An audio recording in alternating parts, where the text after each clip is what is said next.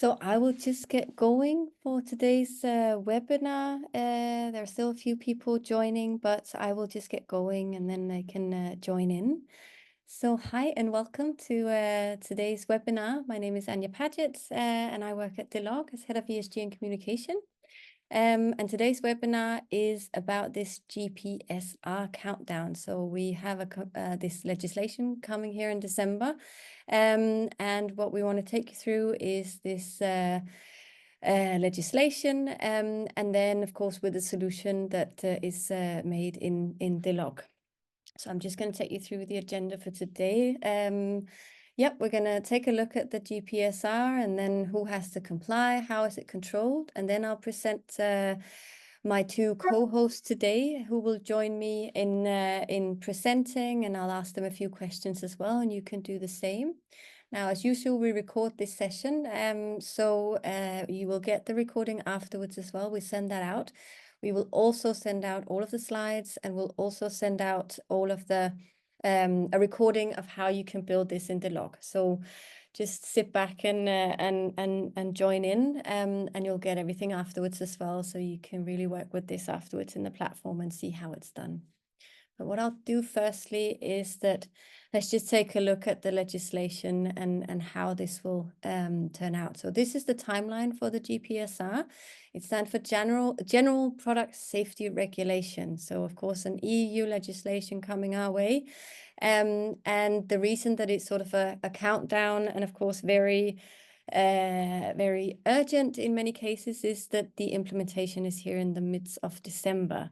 So everybody is trying to get ready to comply with this legislation. Now the general aspect of it is that it requires companies to document the safety of their products. And they have to do this by making internal risk analysis and assessments, and of course address the identified risk that there are. Now it is all products. So it is these rules where you have to consider the safety of consumer products that is made available on the EU market. And it applies to all companies. So for this legislation, it is all companies, big or small. It is to do with the products that they sell. So these are the three sort of aspects of what the GPRS covers: specific safety requirements when there is no other EU legislation covering it. I'll also dive into that a bit later as well.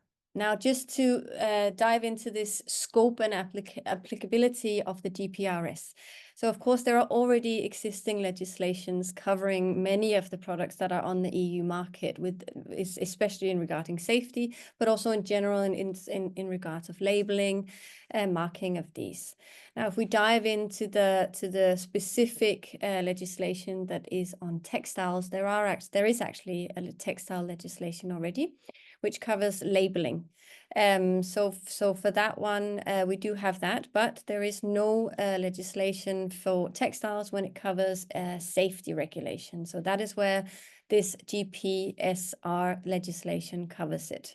And that's why you have to comply with this legislation as well. Now, diving into who has to comply, because I think what I have met a lot in talking to our customers is, of course, well, what is a manufacturer? Who is that? Do we then have to tell about the actual manufacturer of it? And that's actually not the case. So the manufacturer is the one that takes full responsibility for the product that is placed on the EU market.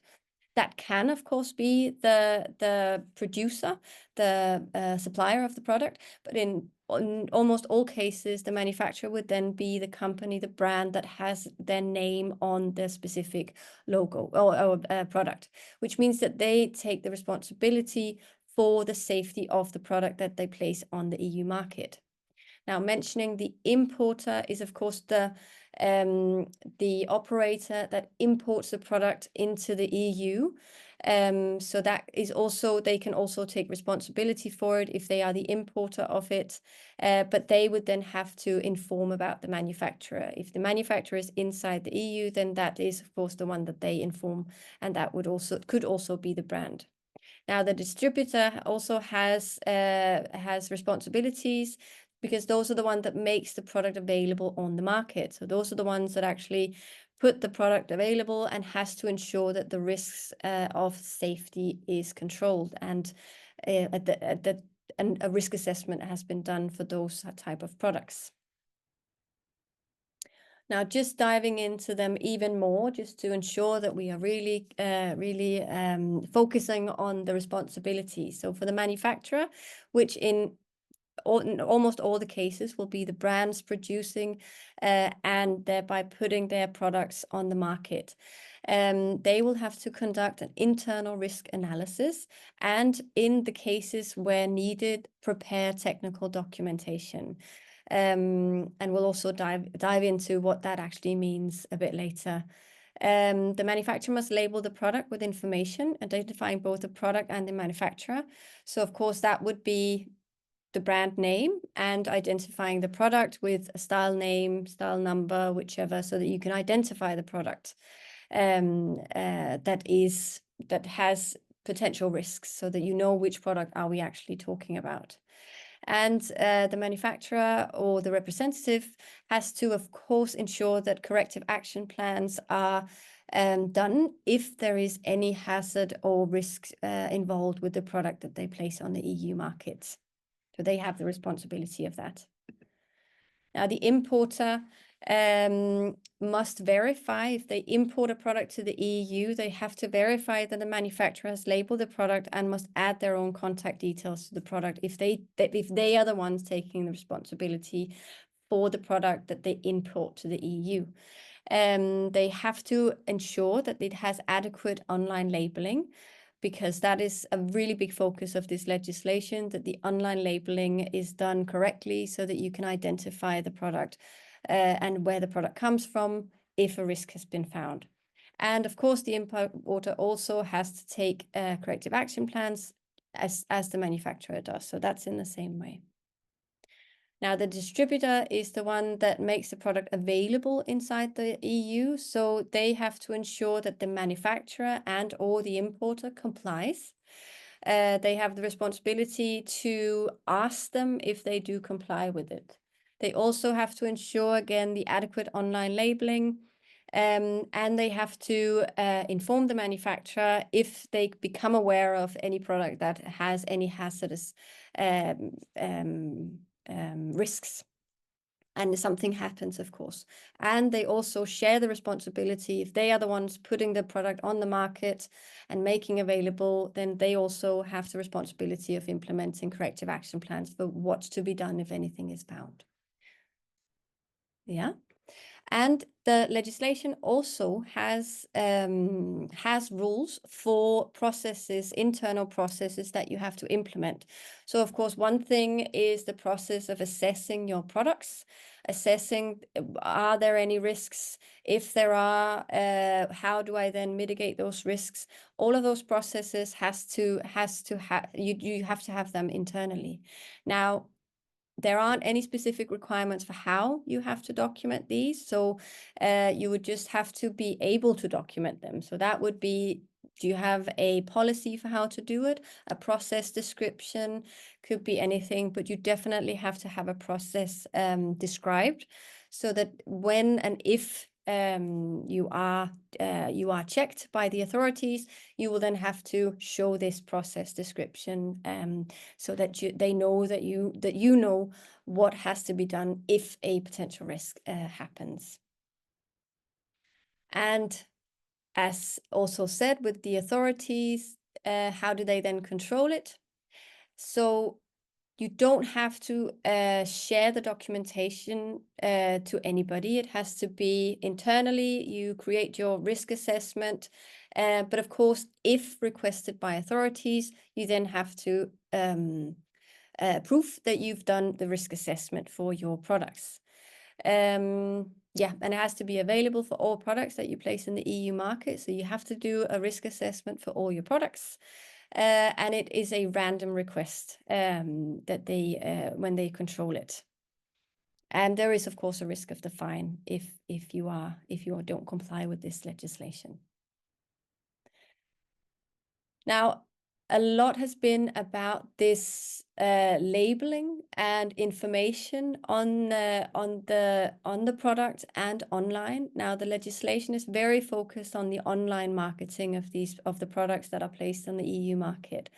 So the legislation says that online, any product made available to the EU market, the name and contact details of the manufacturer or the importer, that is the address, website, or email address. But it's very important that if they or you place the website, your website, on an online platform, that it's very easy for them to know how to then get in contact with you.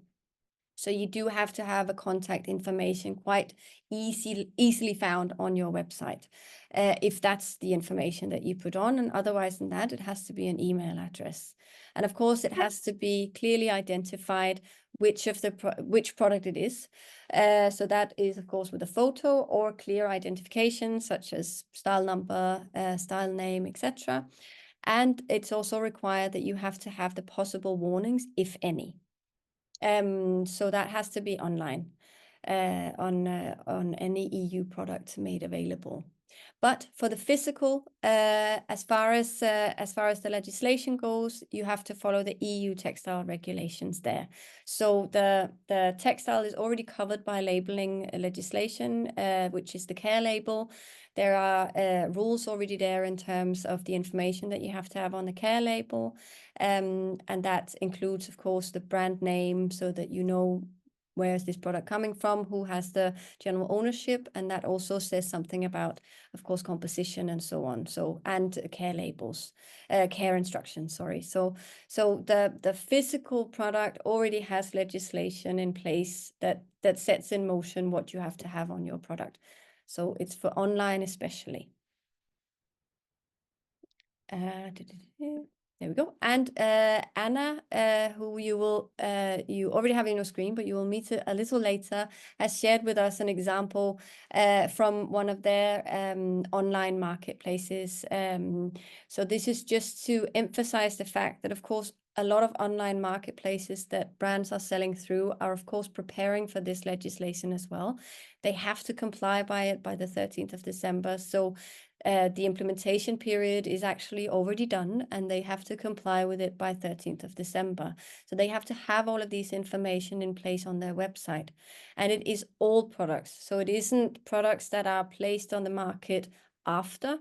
It's also product that, of course, already is on their website, which is probably why we are getting, or brands are getting requests of information for older styles that are already and have already been on the market for a bit of time, because it has to comply with all of the different products that they have on their website.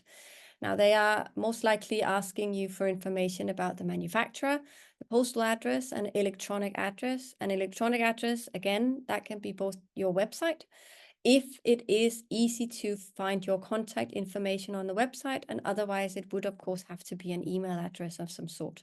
And again, manufacturer is the brand. So you take the full responsibility for your garments or for your products. Therefore, you are the manufacturer. So it isn't your supplier, unless you want them to take the full responsibility, which many do not. So it is your brand that you need to inform, and which is most likely already on their website. If it isn't, then they would have to add it to comply with the legislation by 13th of December. And of course, they also have requirements, these online marketplaces, and that is why they're asking for all of the information from you. They are not explicitly required to possess the risk assessment that you do or the technical documentation. But of course, for their due diligence work, for them to ensure that the products that they place on the EU market, they are it is a possibility that they do, of course, ask for this, or at least they ask for whether or not you have done your risk assessment, which you will then have to, of course, say that you do. So they, of course, have an obligation to ensure that their due diligence is done as well, and they do that through you by ensuring that you do the risk assessment of your products.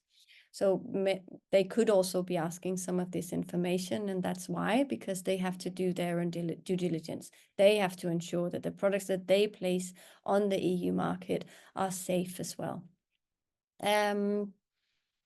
Yeah, and no explicit for full documentation. So just to, the only thing that they need from you as of now is the manufacturer, postal address, and electronic address to add to their website. All of the other things is a part of their due diligence, so they would need to do that only if they ask for it. It's not something you have to send to them. Okay. And of course, if any questions, just ask them. There is a question here actually already in terms of if the information has to be on all languages where the product is put in market. Now, the language is actually something set by each member state, because that is already something that is in the labeling legislation for textiles. So it is something that each member state has of requirements. Denmark, for example, has a requirement that everything is put in Danish. But in general, the legislation for this specific legislation says that it has to be readable and understandable, and then you have to follow the countries that you place your products in. So it has to be for the language that you are in. In Denmark, you have to have the Danish language in it. In other countries, they are fine with it just being English. So that's the rules that comes by the specific member states. Yeah. Okay. So diving into a sort of solution now is that, well, I spoke with Anja and Anna about, well, what are the possible product safety factors that we have when we look at the textile industry and the fashion industry, of course. And we figured out that there are sort of definitely these 5 different, and of course there can always be others depending on what product you are creating. But we talked about that there is, of course, a risk factor in terms of order quantity. Is this a product that we are placing on the market widely? Then there would be a good risk assessment to maybe test this product so that you ensure that by putting this out to very many, then of course there is a higher risk if something is wrong with those products. We talked about the fact that there is this main item check, because what is the product actually made of? Is it made by leather?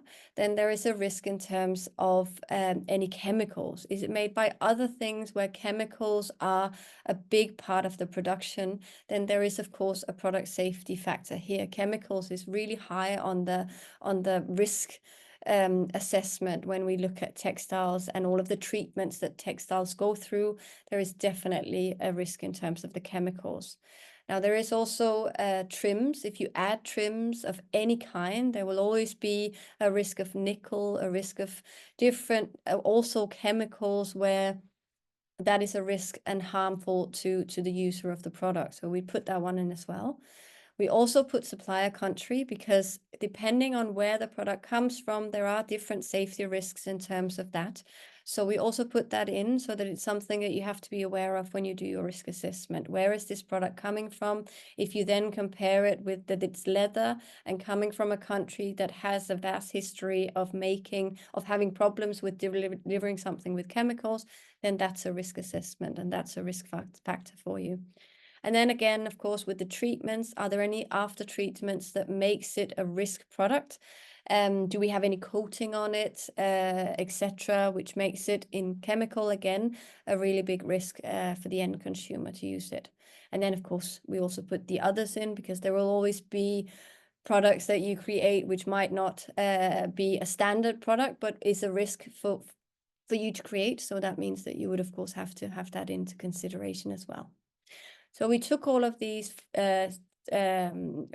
safety factors, and we thought, well, how could we then make it as user-friendly as possible when you have a PLM platform where you do actually have all of your products? So now I would like to introduce, before we dive into our platform, let's just introduce, we have Anja, the CSR Manager at Magasin du Nord, and Anna, the lead ESG and pattern maker manager at Deux. Thank you so much for joining me today, girls. Very nice to have you. So just before I move on, I wanted to just give a brief presentation to everyone that what happened actually was that Anja, Anna, and I, we joined in a workshop, a whole day workshop, where we got presented this legislation, and that the textile industry did actually seem to not really be ready for this. And I think a lot was actually also quite surprised in the fact that what is this legislation, and how have we not heard about this, because we've heard about a lot others, but for many, this one actually came as a bit of a surprise for everybody, that textile or products in the textile industry had to comply with this as well. So we were in a whole day workshop, and during that workshop, we figured out, because both Magasin and Deux, of course, is using Delogue, we figured out, well, there would actually be a solution possible in Delogue, which is relatively simple. So you don't have to make new Excel sheets again, but you can actually keep it together with the product information that you already have in a platform like a PLM system. So, and I'll just show the platform firstly. What I just had a couple of slides, with this, the whole thing about the discussion we also had, that, putting this technical aspect together with something that's now coming with the legislation, but just in general, working with your product, working with chemicals, it just makes a whole lot of sense to keep it together in one place. So this is the 6 product safety steps that we came up with, because I then invited Anna and Anja to come to the Delogue office here in Copenhagen, and we sat down and we figured out, well, what do we then have to do to ensure this? So we figured out that these were sort of the 6 steps that we would have to go through to ensure and look at all of our products when we did our risk assessments. And without further ado, I will show you my screen of the platform. So many of you hopefully know it already. Some of you maybe not. This is the Delogue platform. And I have just taken a random style here, and I've dived into what we call the custom fields in a platform. So this is where you can customize all of the information that you can put in here, which you can then further work on.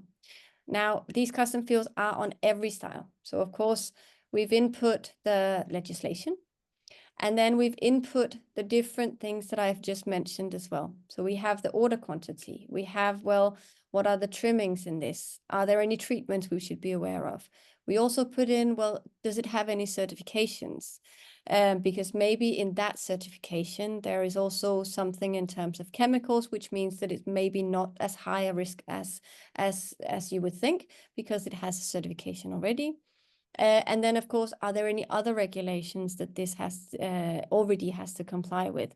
Which means that if it, for example, is a children's toy or a children's clothing, there is other legislation that actually covers that as well. Which means that in this case, it could be quite a low risk. And then we put in the 6 steps. So we have the risk assessment firstly. Why do we think that it's a risk? What's the source of the risk? Maybe another one. So we have the possibility of adding both, because in some cases there is, of course, both. Which actions are we to take? What are the possible action results? And how, if there is something that we need to address, how do we remediate that? And what are the possibilities to do that? Now, many of you are now probably sitting and thinking, do I want to do this on every style? No, we don't. So, of course, we did this because you can pull it into a report. And we have a style report, and we've created one specifically for this legislation. So now I have done a filter of one collection, because what we were thinking was that you could then see, okay, so we have one collection and we do, so if we have 4 collections a year, we need to do this work 4 times a year, go through the collection, see where are my risks, what do I have to do, what do I have to test, what do I have to be aware of, and that's basically it, and you've done your risk assessment. So in this case, I have my AV25. I have the style so that I can take a look at what is it that I'm looking at. The brand, style name, what is it exactly, style number, so that we can identify it. Who is the supplier of this style, and what is the supplier country, as mentioned previously. So which country is this coming from, which I might want to take into my risk assessment. What type of product is this? And of course, as mentioned, the main item, we both put in the name, but very important, the composition. So here is, of course, if I identify that this is a leather good, there are a lot of sequins on this, etc., then that would be a part of my risk assessment. And then you can go further on, and you actually have the risk assessment here. So you can sit and work in this like you would in any Excel sheet. But every time you input something here, it automatically also goes back to the style. So it links to each other, and you can work with it in here. You can also, from here, put it out in an Excel sheet and send to anyone who is curious about whether or not you've done a risk assessment. So this is your proof of a risk assessment made. Now, first of all, the idea was that you could input all of the information here. We've done so that the order quantity is something that you can write in, because we are a PLM system, so we don't have order quantities in it yet. That's in the ERP system.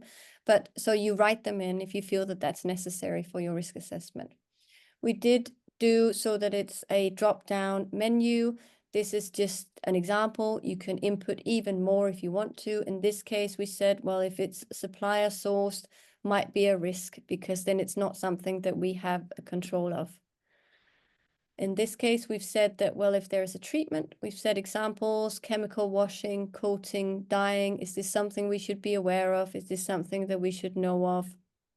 Then maybe we should put that as a risk. Certifications, we've put in examples of which type of certifications could this have, so that we ensure that, well, if it's a GOTS certificate, maybe it's not that big a risk, because the supplier has to comply with the GOTS chemically wise as well. So therefore, and Oekotex could also be, so therefore the risk is not that high. Perhaps there is other regulations this is covered by. For this, we've just put examples, kidswear and workwear. These are ISO standards where you see that if they are compliant with those, then they're definitely not a high risk for us. And then once you've done that to your styles, you go in and you start the risk assessment. So from these things, you can then say, well, this has a high risk, a low risk, a medium risk, or a very serious risk. So these are sort of the 4 categories of how do we risk our products. Now, if you then say, well, this is a low risk one, you might not want to continue with this, because if it's a low risk, we don't really want to do anything else.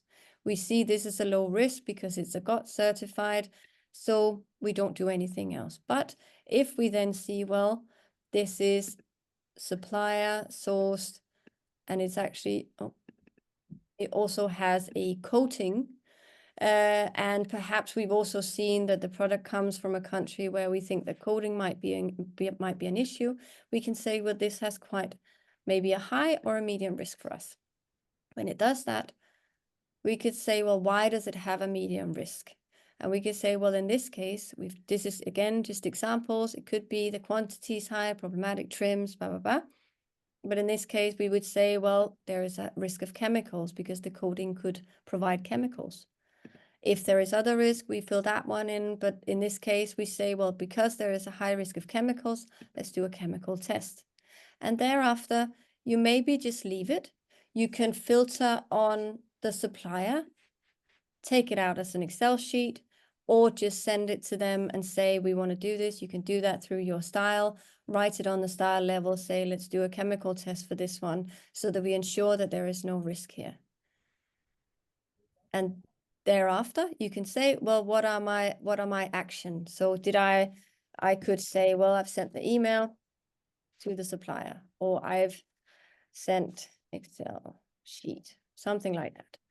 And then you could update it once you get the Excel sheet, the result of the chemical test. But of course, if you work when you're working in Delogue, you can upload it to the compliance module, upload your test result for the chemical, hopefully it's passed, and then you link it to the style that's relevant, and you have your result and your proof of your risk assessment and where you have seen the risk. You have the proof in your platform to be able to do that. Yeah. And that's basically it. So I'm not going to set you through, I'm not going to take you through today how you actually build the custom fields, but as I mentioned, we will send you a video of this so that you can see how you can build it up. You can build it up in the admin, and you build all the custom fields up so they show on all styles. So I'm not going to take you through that today, but yeah, you'll get the video so you can sit slowly and quietly and do it back there. Yes. So I will just hand the mic over to you guys. Because if you could just start by just telling us a little bit about yourself, and maybe start with you, Anja, and also a bit about your role, which means why would you actually be in this webinar? So what is your role in Magasin? Yes, I work here as a CSR specialist, and Magasin is a retailer based in Copenhagen, but we do have our private label, Magasin du Nord collection. So that's why I participated in this seminar, because I know that our products will also be affected by it. And of course, we also we are a retailer, but I checked with our legal department, and there is already processes in place, because we do have other products that already have to comply with this legislation when it was born many years ago. So it's going to be the same processes which our buying department will control. But for us, it was relevant to ensure that our private label products can comply with this new legislation. And it was great to meet you there, because I just thought of another Excel sheet and to be remembered to extract information from Delogue and then do it somewhere there. So it was great that Delogue was there as well and offered to find a solution for it in custom fields. Good. And Anna, can you tell us a bit about yourself and your role? Yes, of course. My name's Anna, and I'm lead ESG at Deux, a menswear brand based in Copenhagen as well. And just like Anja was saying, we met at the seminar, which was really, really good, because like we've been talking about, or maybe I should also talk a bit about my role. I work in the design and production department, so my overall responsibility is the ESG area, but I'm very much operational level, where we talk a lot about how to work compliant, especially now with all the coming legislation, but also very much on the product where I'm in dialogue with our suppliers. So this is super relevant for me, and I was really happy Anja asked, because like we were saying, it's all about like reducing the amount of manual lists and manual labor, and making sure we don't miss out on anything. With this solution, we can just add it in. Yeah. We're relatively new in Delogue, so actually this process will, for me, it's very easy to compare, because like some of the products that are coming out now, we do not have in Delogue, and then the ones that we've just placed orders on will be in Delogue. So I've been doing these like kind of side by side, so it's super easy to see that it is much more manual and it's a bit more of a hassle. So having it in Delogue, in the system, accessible for everyone, is very, very easy, and it just makes it better for everybody to have it. Like the collective sort of overview together with everything, right? That you have all the information. Exactly. So that maybe also says a bit about, how you manage it today, because I think one of the things is that we also discussed is that it isn't new. I think for many, it isn't actually new to look at your products and see, well, do I have any risks here in terms of safety for our users? So can you tell us a bit about, Anna, how have you done that up until now? And is anything changing a lot, or is it basically just documenting? I mean, you would say, like you're saying, it's nothing new that we look at a product saying, would there be a risk? The risk has more been maybe like on fabric pilling, or if it would be in general chemical testing. So what we've been talking about is with the GPSR, it's just about implementing it into the already existing system or way of working that we already have. Basically being like, when we place the order, just add it as an extra thing, saying, okay, what do we need to wash test? What do we need to wear test? What do we need to check for if there's any harmful chemicals or so on? And then just do it alongside with that. So trying to think of it not as an extra add-on, just as a part of the already existing work that we do, and making sure that it's easy to do in Delogue, like you're saying. What about you, Anja? Is it changing anything, or what do you think? No, I think it's actually just really good because in our way we also of course work with product safety, and we do a lot of effort to control the product safety when we are actually creating the style. So we work a lot with full certified products, and we work with Oekotex as well. But sometimes none of those criteria can be met, and that is something that might have fallen through when we don't look at our collection at once overall and compare actually where might be some holes we have to catch up. For us, it will also mainly be chemical risks, but as we attended the workshop, there were other brands that when you, for example, do maternity leave or something, where now actually have a different scope or relation to this legislation. So I think depending on what kind of brand you are, you might have to consider other risks as well, which I don't know if there has been a legislation before because I never worked with such kind of products, but at least here you can cross-check to ensure if there's other risks you might have not considered before. And the workshop we went through was very heavy, and we got very scared in between because a model was that you define the severity of the risk, right? And define if that will actually cause death, the risk, or if it will be a minor risk. So there we came very fast to the conclusion, at least the products we are all doing, we will not face very serious risks that can be life-threatening or end with a handicap. But of course, there are minor to medium risks, most probably, that we have to catch up. So in that way, it's good we have it in the platform so we can ensure that there is no holes in our risk analysis that we have done before. Yeah, definitely. So like Anja was saying, I think it's a really good way to implement this into your design process and to consider these things just as with others, saying like we were talking about, for example, with trims. This is also one of the reasons why it's better to always work with a nominated trim supplier instead of sourcing locally or so on. Like it will just, it's always going to be better for the company and better for the product to think risk-based a bit earlier in the process. Yeah, exactly. Use that actually in your development so that you see it prior and not do it as we very often, I think, do in a fire extinguishing kind of way where we figure it out afterwards, right? Yeah. I think that's also taps into sort of when we thought about how doing it in the Delogue platform. You know, we did the half day where we sat together and talked about how we should implement it here. Can you maybe share? So, what did you think was the most important when we talk about putting it into the Delogue platform? Maybe Anja first.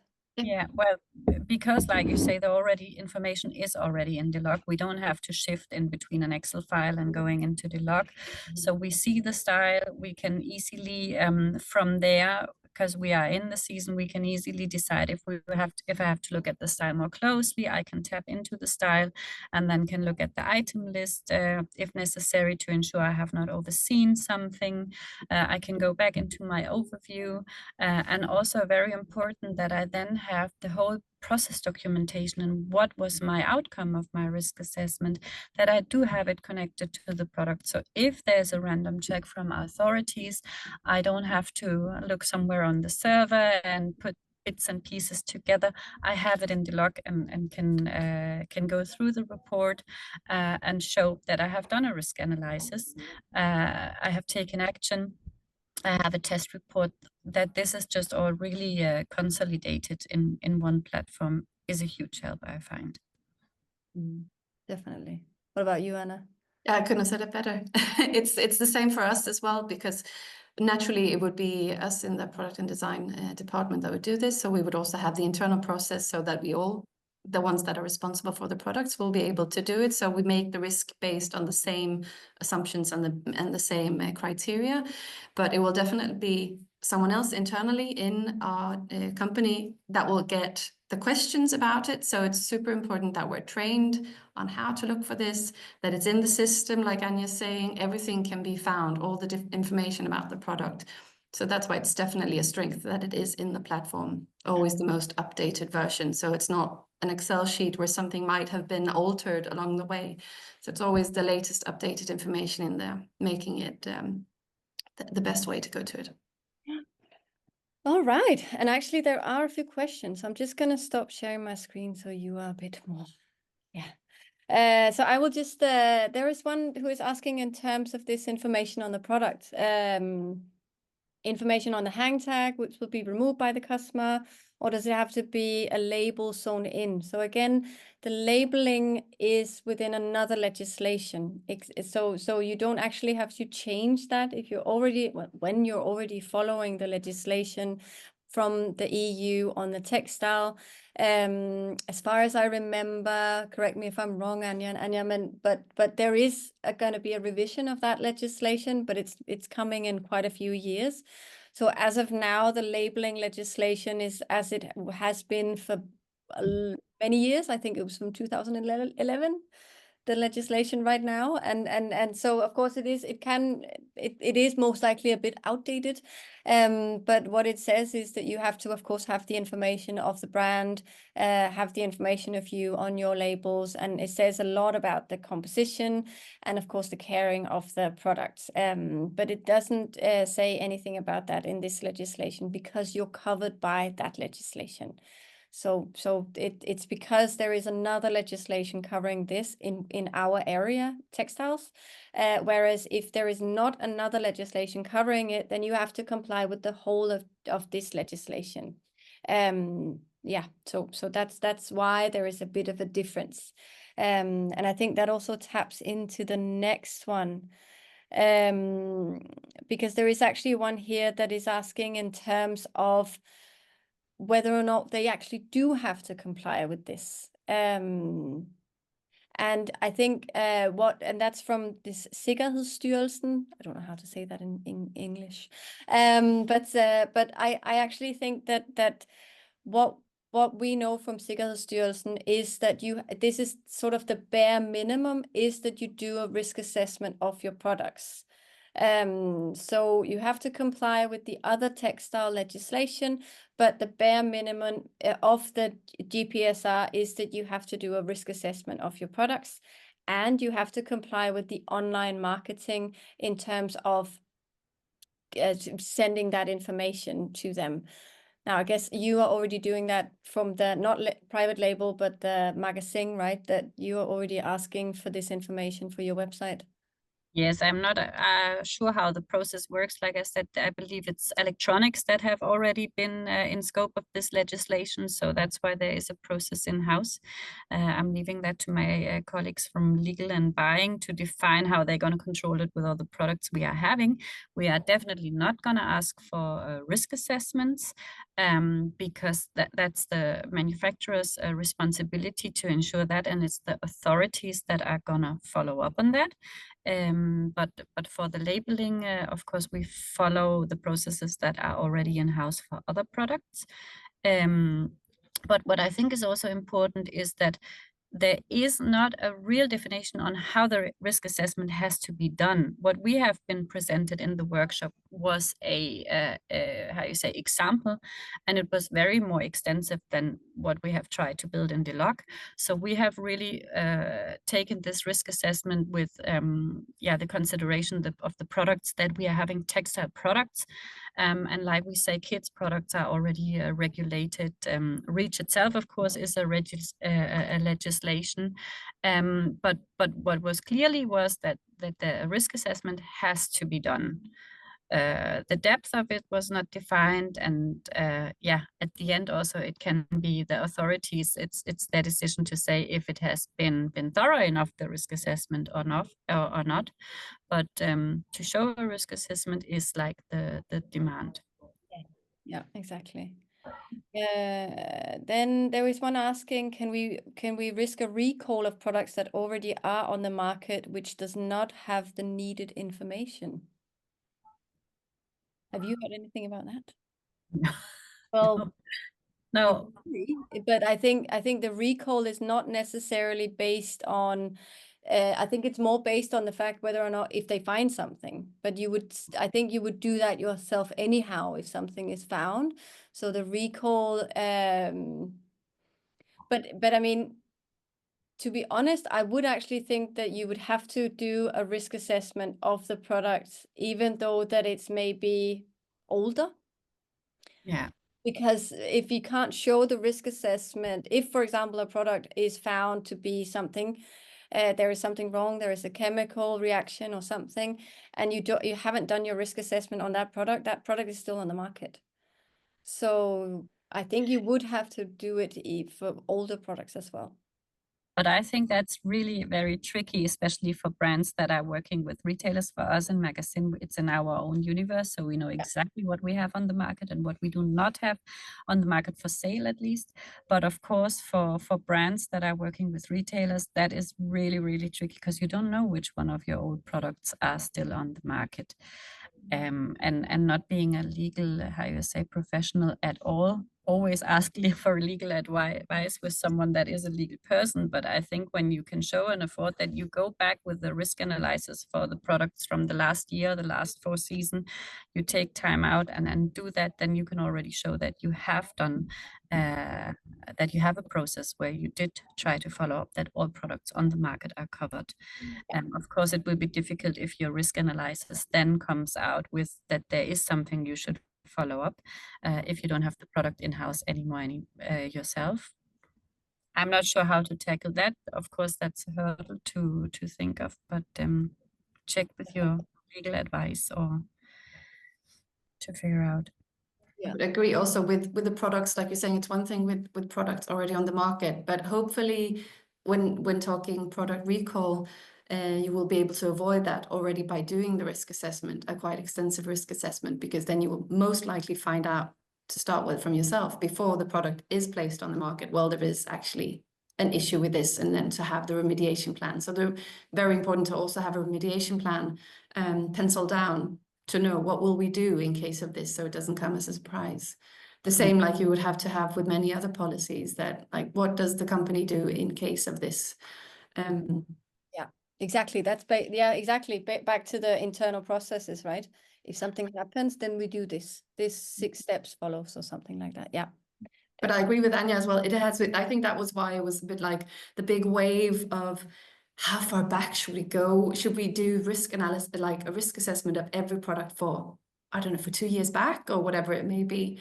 And I think that can be a bit too much for many brands, ourselves included. Exactly. Yeah, definitely.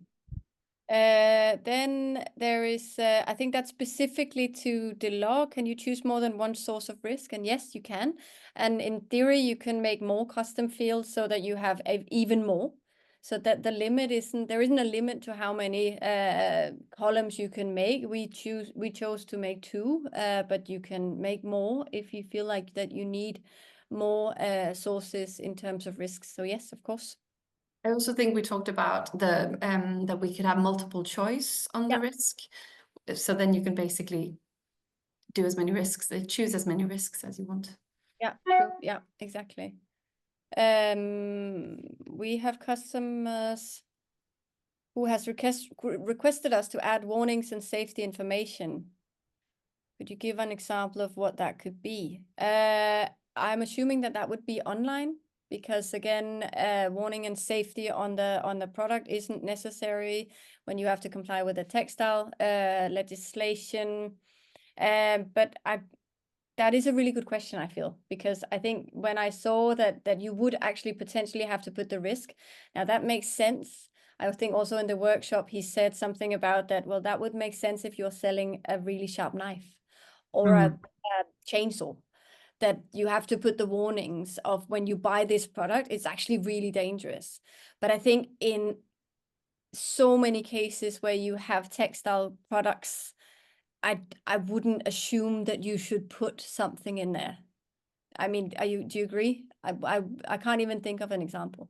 No, the only example I could think of is if you make a product with glitter, kind of, Yep. and the glitter dusts off, and there is a risk to inhale it. It's a very low risk, but that might be information you put on the product and say that the glitter can, how to say, fall off and be inhaled.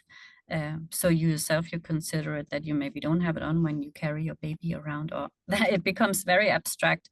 But like we were also talking about, the risk analysis is there to prevent putting products on the market that actually need a warning tag.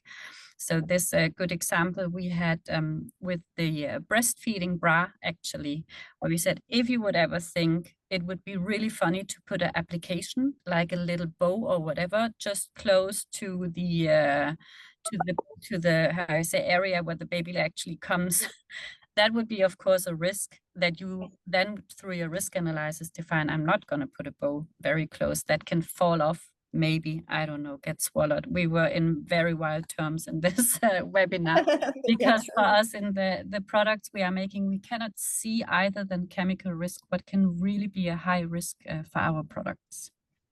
And that's also, I mean, that's again back to the fact that that's why I think we quickly thought that this made sense to do in Delogue, right?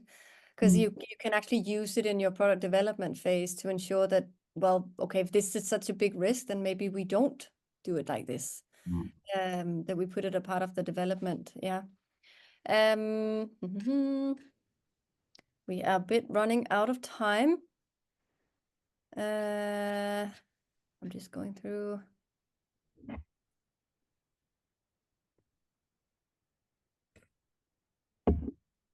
We've answered many of them.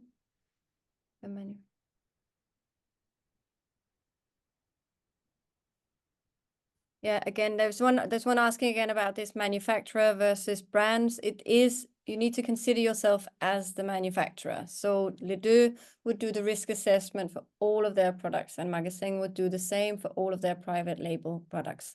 You do not, the risk assessment isn't to be done by your supplier, because they are not the ones that has the final responsibility for the product put on the market. That is your brand.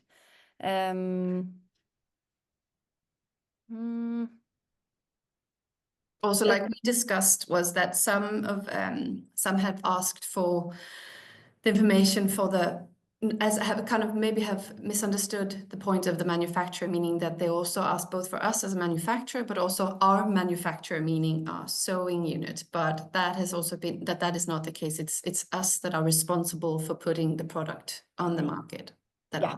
Exactly. Yeah, there were a couple of issues, I think, where some onlines had asked for manufacturer, and then of course in our world, I would always think when you ask for a manufacturer, I would think, well, that's the sewing unit or that's the factory that I communicate with.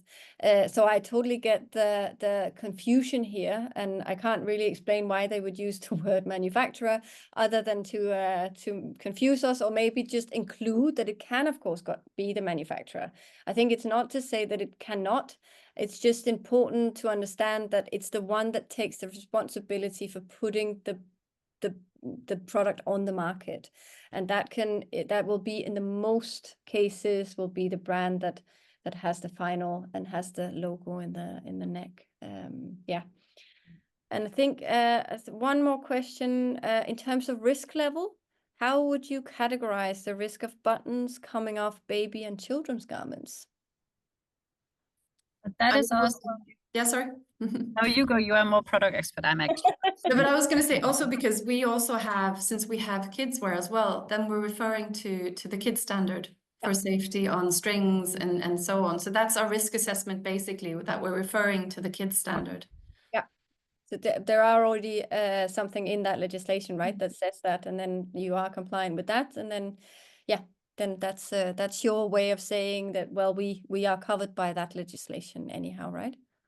And of course, you have to work actively with the standard to make sure your product Yeah. complies with that as well. But so you don't have to do yet another one. You can refer to the KID standard, or as we also talked a little bit about, if you do work where it's a different standard that goes above the GPSR. Yeah, exactly. How is it that how is the situation if you're working with an agency that imports the product into the EU? Do they need to do a risk assessment as well? The importer. So that's back to the importer. I can maybe just share my screen again.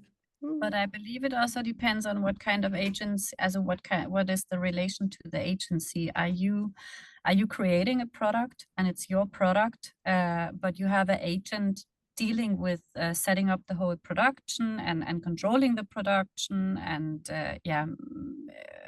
how you say, is the in-between partner in between you and the production entity, then I would assume that it's still the brand because you have developed the product and you have created the product and you are putting the product on the market.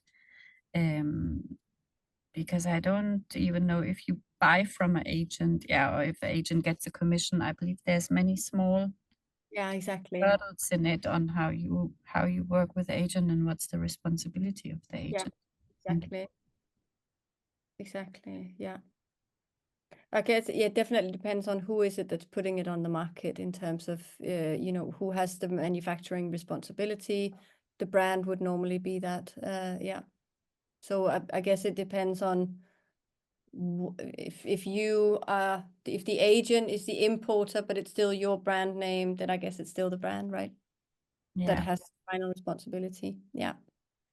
Okay. And the risk assessment most probably the same entity has to do the risk assessment that is stated on the product or on the online market to be the manufacturer, either it is a brand or importer or what it is. Yeah.